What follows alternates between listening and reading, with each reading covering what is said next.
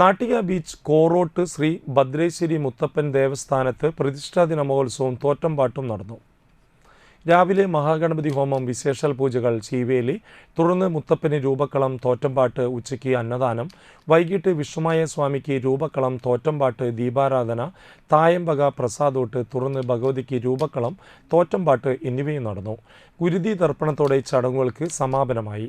മേളത്തിന് പൂനാരി ഉണ്ണികൃഷ്ണൻ നേതൃത്വം നൽകി.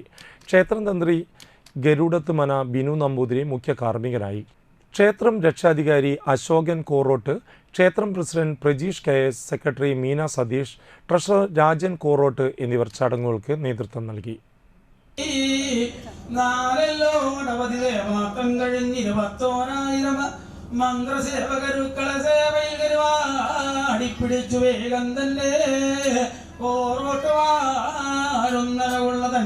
നാട്ടിലേക്ക് കൊണ്ടുവന്ന് കുടിവെച്ച് പൂജിച്ചല്ല വിശ്വസിച്ച് പോരുന്ന